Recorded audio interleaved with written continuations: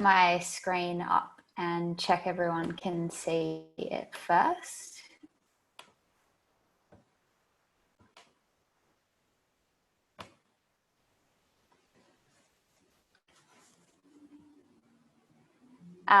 Yeah, before I get started, everyone good? Yep, looks good. Great. As Matt said, yeah, I work for an organisation, an advocacy and research organisation called Reset Australia, and we're particularly interested in focusing on how we address like what we call the digital harms to democracy. And that sort of ranges from a bunch of things, from misinformation online to child harm, to children being exposed to harmful content, to data protection as well. We're the Australian affiliate of a global network, Reset, who, yeah, international bunch of thinkers on digital regulation. And with, yeah, the pandemic in the last year, much of our efforts have been geared towards like the rising wave of medical and COVID misinformation, and more recently, the threat that it poses to the vaccine rollout.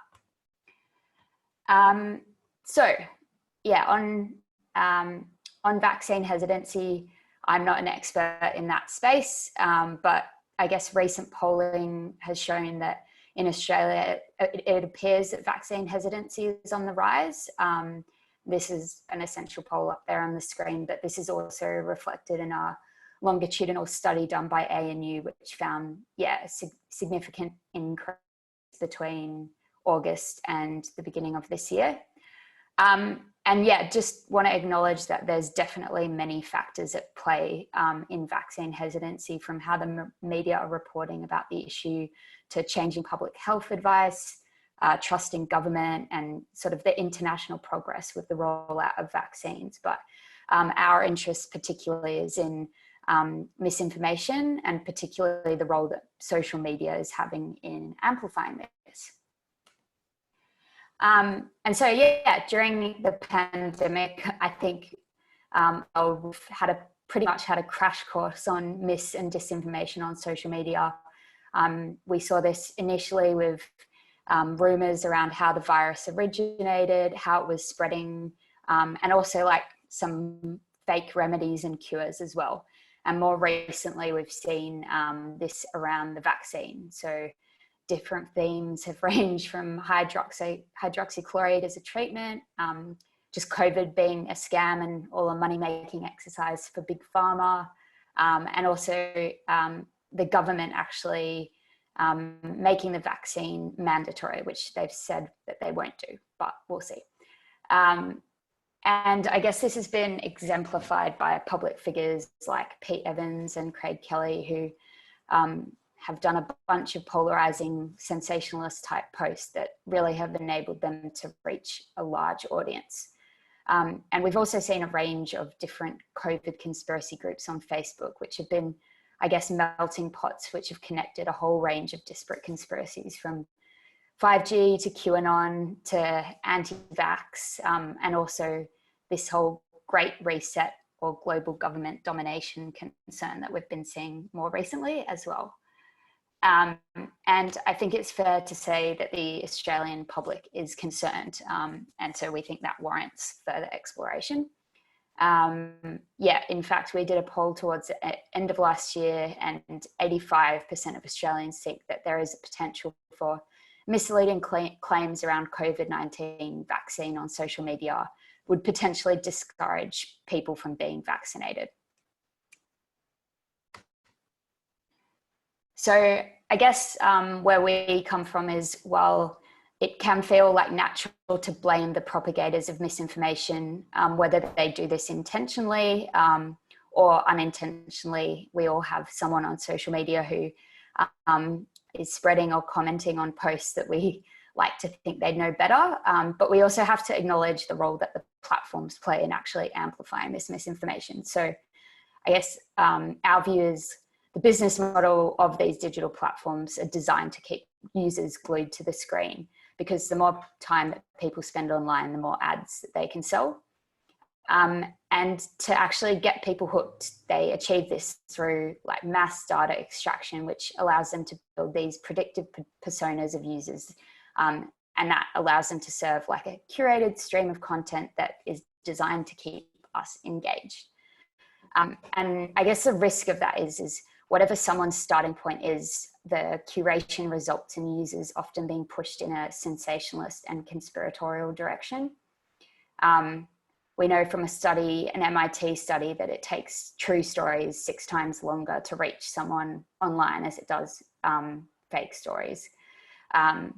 And basically this design feature means that extreme conspiratorial voices are disproportionately amplified, and propagators of misinformation are essentially being handed a megaphone.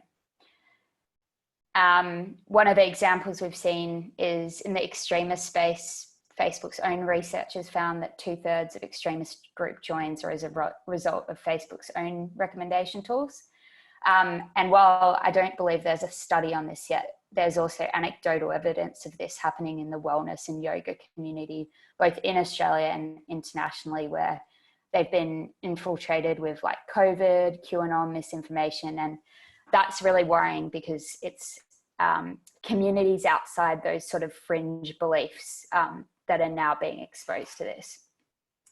And I guess one of the big problems is that we can't really see what is in each other's news feeds.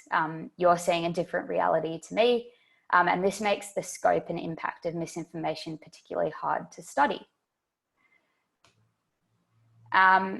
So due to this, I guess Reset Australia were pretty concerned that the lack of data from social media companies was impacting and hampering efforts of the government, public health experts and academics trying to make sense and respond to COVID-19 infodemic.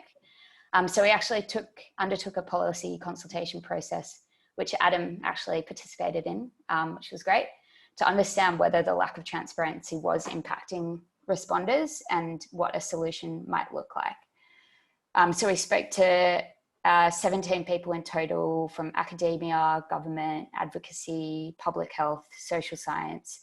And what one of the things we were trying to understand first of all is whether or not it was important to those people to understand what COVID-19 misinformation was trending on social media, as well as the communities being affected. And I guess what we found was, yes, it is important. It's important in informing vaccine messaging. It's also important in identifying target communities. And also one of the interesting things as well was it's also important in understanding where not to focus your efforts. So if misinformation is restricted to an echo chamber or on the fringes, it's not so much of a problem, but when it's escaping and becoming more mainstream, then it's more of a concern and maybe something that needs to be actioned.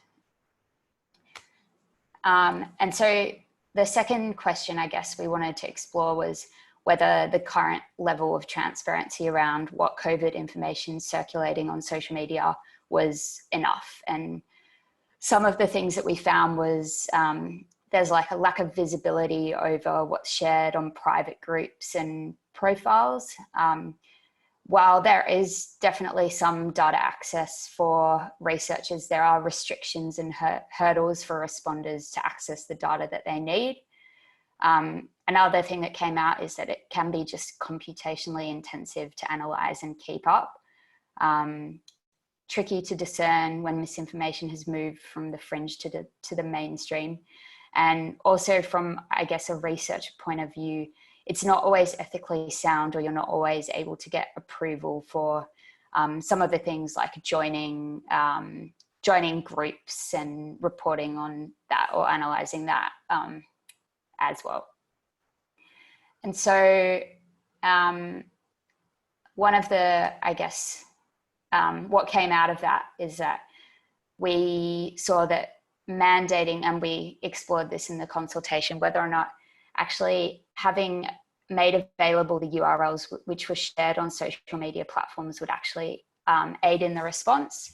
And some of the things that we sort of talked about was like having a centralized location and collection would make it more consistent, useful and accurate and efficient, a real-time sort of nature to capturing and understanding what URLs were gaining traction would be beneficial, because as misinformation emerges and spreads, it's often quite rapid and needs like a rapid assessment and response.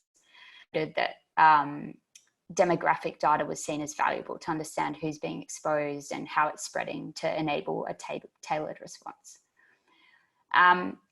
Yeah, and so basically based on this consultation process, we've come up with a policy intervention called the Livelist. This is essentially a government mandate that would require platforms to share data on the COVID-19 related URLs circulating on their platforms, along with like certain reach data such as impressions, engagement, shares, as well as some demographic metrics which were deemed useful. And the way we see it is this Livelist would be a resource for public health officials, governments, academics, to allow them to see basically what COVID-19 related narratives are gaining traction on social media to better frame their response. And in the case of the vaccine rollout, understand what basically the concerns are and be able to address those in a tailored way. And so far, we've sort of built that up into a campaign, which has got the backing of a few leading public health organisations, including the Doherty Institute Immunisation Coalition. And we're also seeing like a deep and genuine engagement from MPs from both sides of the aisle, which is really great. And I guess I'll end with, the big picture, like what we see, the importance we see of this. And I guess for us, data access is like a step towards diagnosing and therefore addressing the harms caused by social media. And this is because a big problem of the policy debate around big tech is it's really difficult because the impact that these algorithms have on content distribution and audience segmentation all sort of sits within a black box, and only the platforms have a bird's eye view of the scope and the impacts of issues such as amplification of vaccine misinformation. And so while we see platforms taking actions on vaccine misinformation, which is really encouraging, Facebook announced before they pulled news from Australia, the voluntary removal of anti-vaccination content. I guess we see these as more downstream measures where they're focused on harms after they occur rather than what we're looking at, which is upstream measures which look to address the design features that lead to the amplification of misinformation in the first place. Also, I guess one of the things that's missing in that is the checks and balances to make sure that it actually occurs.